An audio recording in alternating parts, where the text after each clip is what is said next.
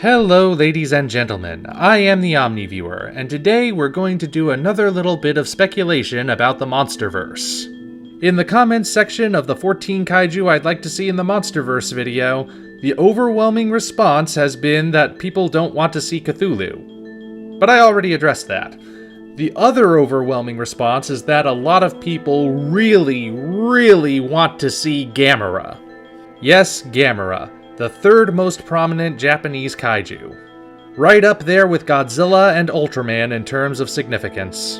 Now, I have two very good reasons why he wasn't on the list. First of all, since he's one of the more prominent monsters, I felt that he deserved his own video rather than a few seconds on a list video, which is what I'm doing right now. I am giving him his proper dues.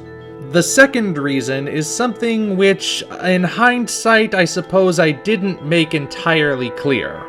When I made that list, I limited myself specifically to monsters which would be, for lack of a better term, easy to get.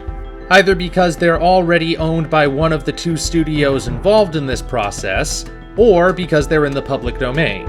Gamera didn't qualify because he belongs to Daiei Films. Now, of course, a lot of people have said that Gamera's presence at Daiei rather than Toho means that his joining the Monsterverse is unlikely. I say a remake of King Kong vs. Godzilla was also considered a pipe dream for a long time, and look at where we are now.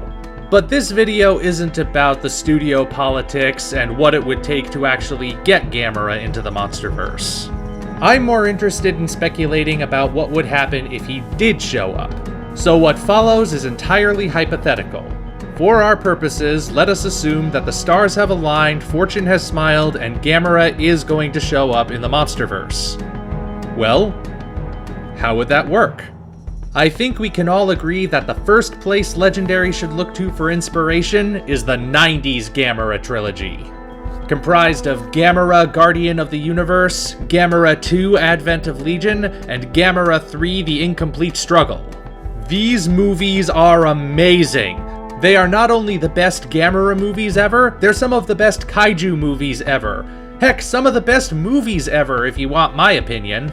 The special effects are phenomenal, the human and kaiju plots weave together perfectly, the acting and characterization is spot on, the cinematography is gorgeous. Good lord, if you haven't seen these movies, go out and find them. They are great.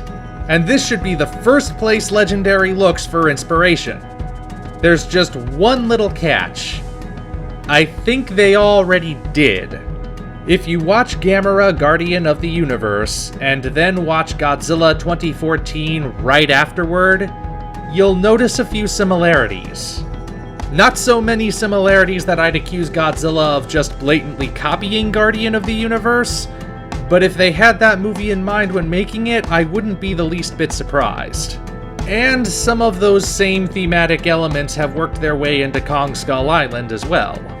So, while I still think Legendary should look to these movies for inspiration, they can't just stop there. Otherwise, Gamera will wind up feeling redundant. So what could be done to set him apart? Well, I do have one possible solution, and some of you will initially balk at it, but just hear me out. Perhaps the trick to making a potential Monsterverse Gamera distinct would be to bring him back to his roots. Before he was the Guardian of the Universe, he was the friend to all children.